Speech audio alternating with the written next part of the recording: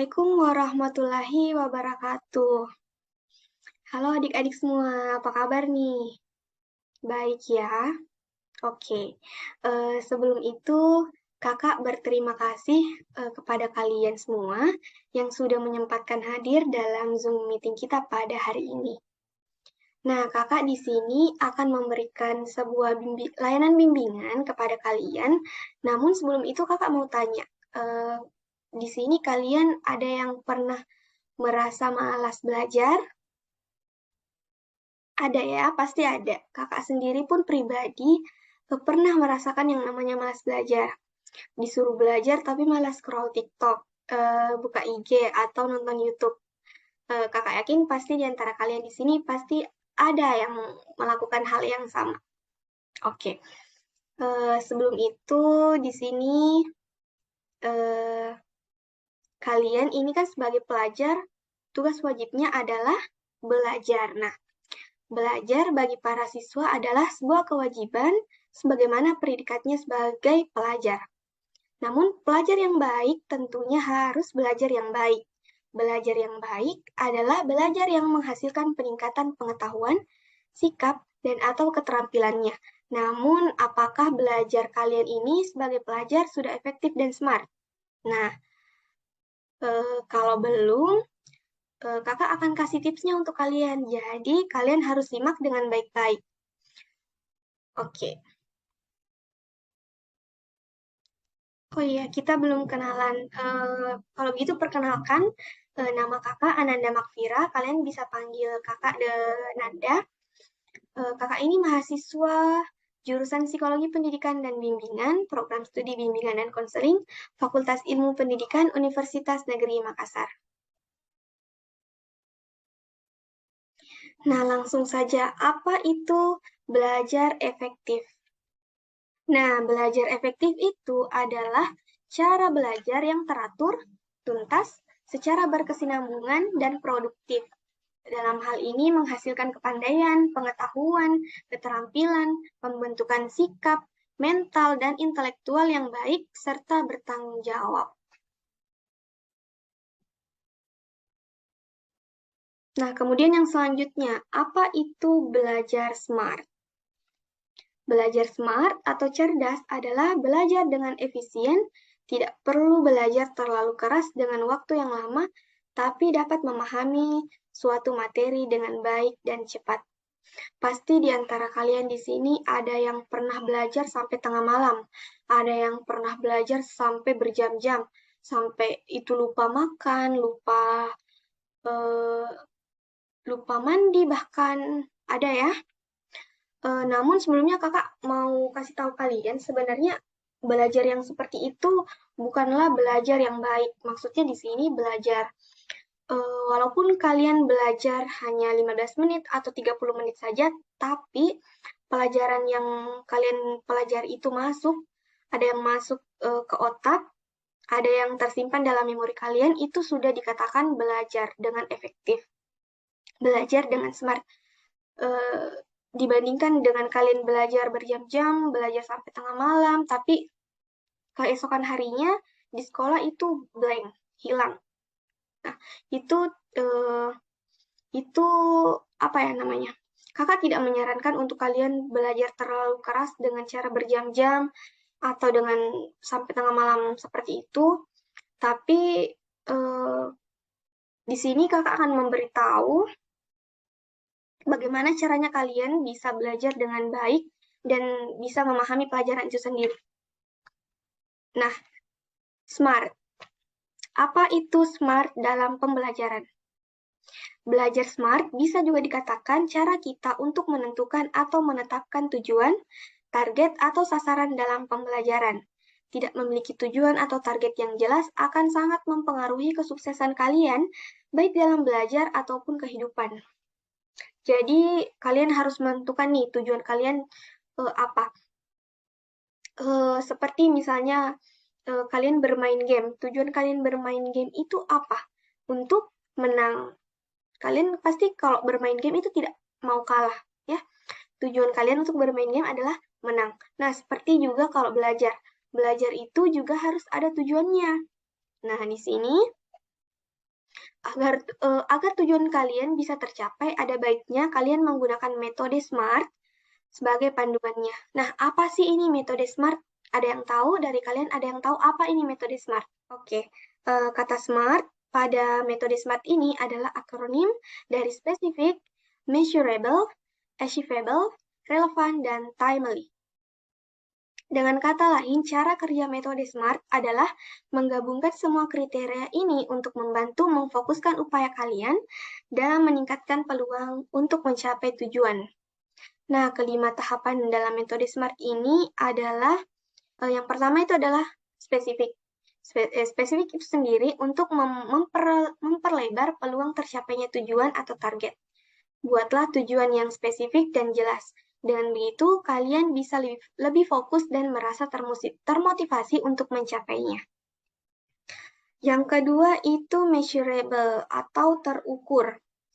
Milikilah tujuan yang terukur di mana kalian dapat memantau dan melacak setiap kemajuan yang ada. Dengan melakukan hal ini, kalian dapat tetap fokus dalam memenuhi setiap tenggat waktu dan lebih antusias ketika semakin dekat dengan tujuan yang ingin kalian capai. Kemudian selanjutnya yaitu achievable atau dapat dicapai. Meskipun kalian bisa memasang target yang tinggi, tapi ingatlah bahwa untuk dapat mencapainya, tujuan kalian harus tetap realistis. Ingat, realistis.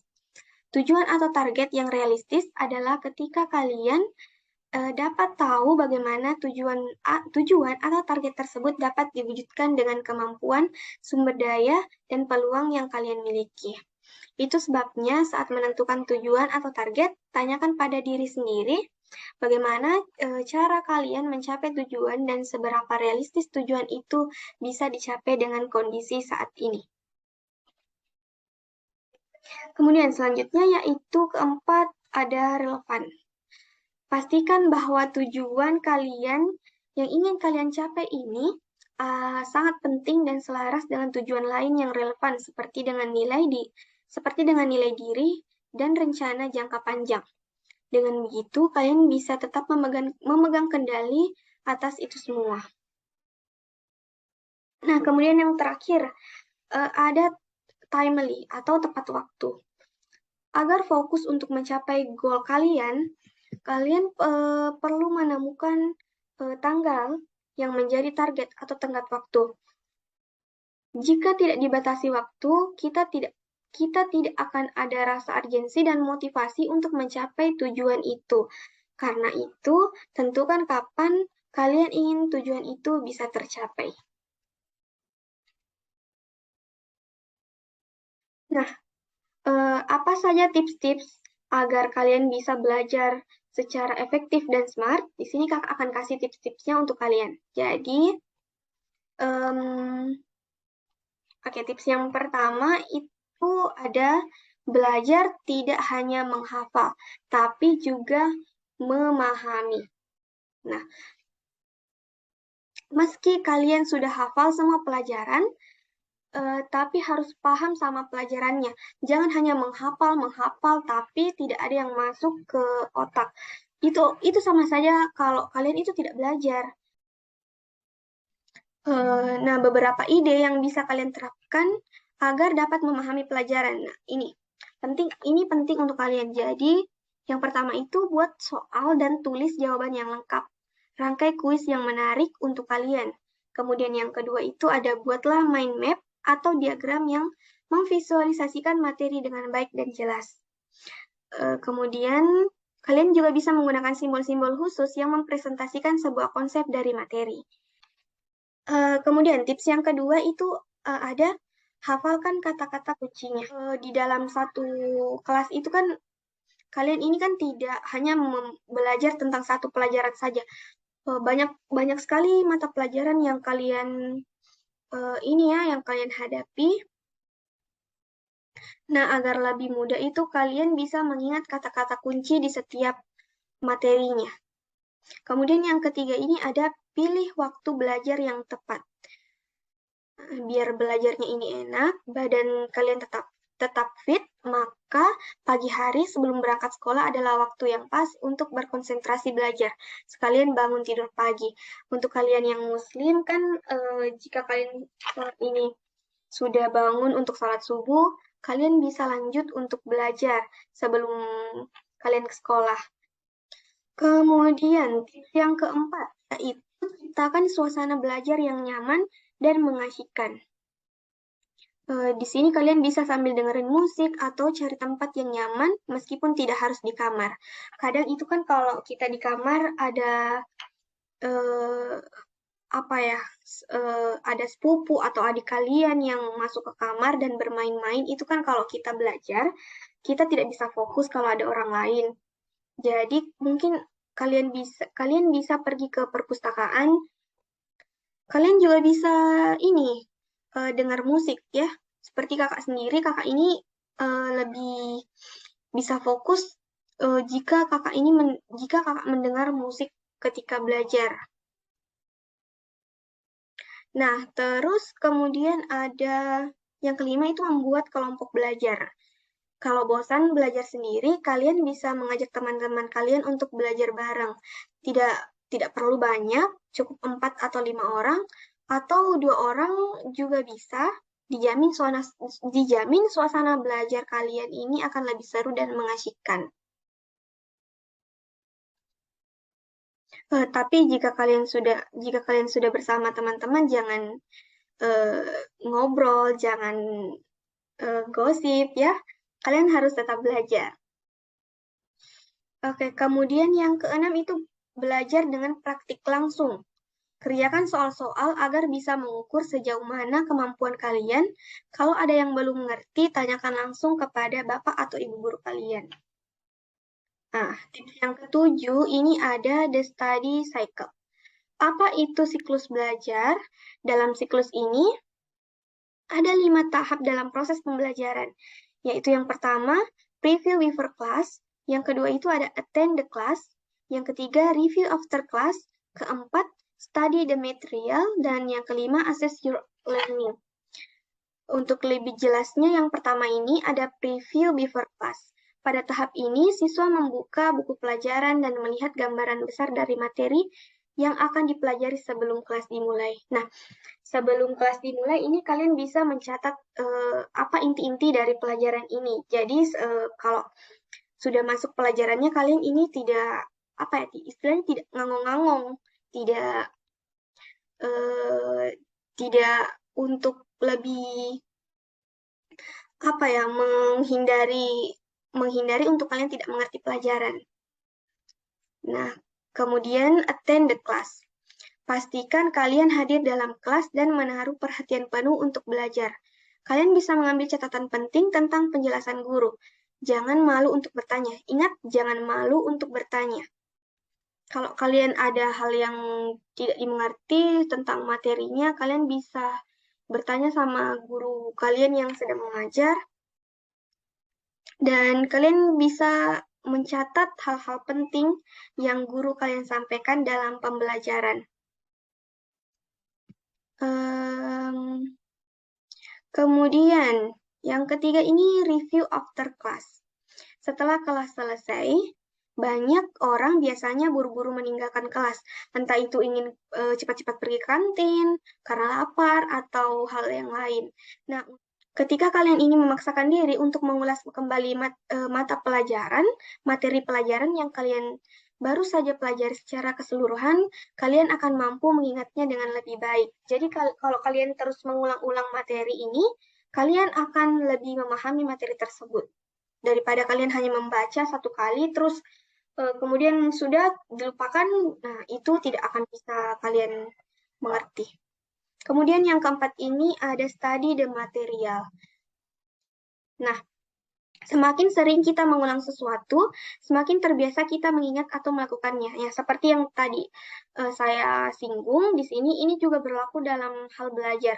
Luangkan waktu paling tidak itu 15 sampai dengan 1 jam atau 2 jam per hari untuk mempelajari materi. Saat akhir pekan, ulas materi secara keseluruhan dan lakukan evaluasi. Cari tahu bagian mana yang belum kalian pahami dan yang masih perlu kalian latih lebih lagi. Nah,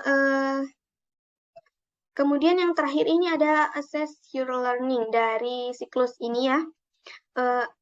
Ini adalah dalam hal ini, kalian bisa periksa proses belajar yang sudah kalian lakukan. Manakah proses yang belum kalian lakukan dengan efektif? Apa yang kalian dapat kembangkan dan perbaiki pada proses belajar selanjutnya? Kemudian, apakah kalian sudah siap? Apakah kalian sudah cukup mengerti materi ini dengan baik sehingga kalian bisa menjelaskannya kepada orang lain dengan cara yang efektif? Nah, tips yang ke-8 ini adalah tips yang terakhir untuk kalian. Dengan ini kalian bisa lebih efektif belajar di sekolah maupun di rumah. Nah, belajar keras boleh saja, tetapi badan juga perlu istirahat untuk melemaskan badan dan pikiran. Percuma saja memaksakan belajar dalam kondisi tidak fit. Jadi tips yang ke-8 ini adalah belajar itu juga perlu istirahat. Oke. Itu tadi ya tips-tips dari kakak.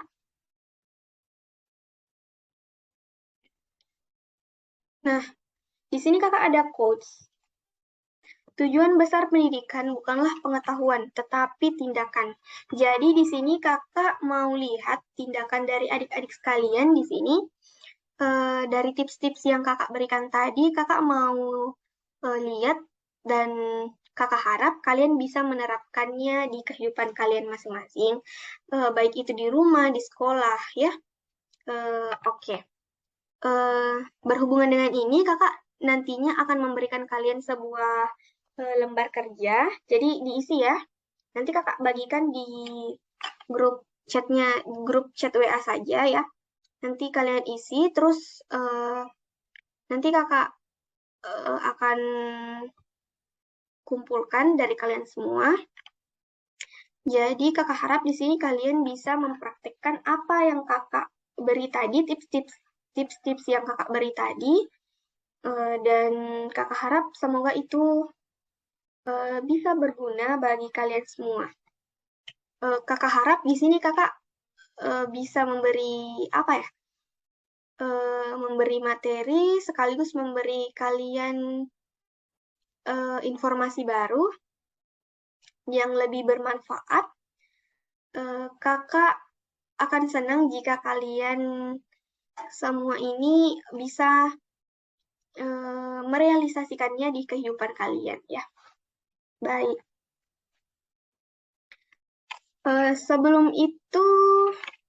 Sebelum kakak tutup, ada yang ingin ditanyakan adik-adik? Mungkin itu saja materi dari kakak. Terima kasih sekali lagi adik-adik yang sudah berpartisipasi dalam layanan bimbingan kita pada hari ini. Adik-adik, terima kasih sekali lagi. Wassalamualaikum warahmatullahi wabarakatuh.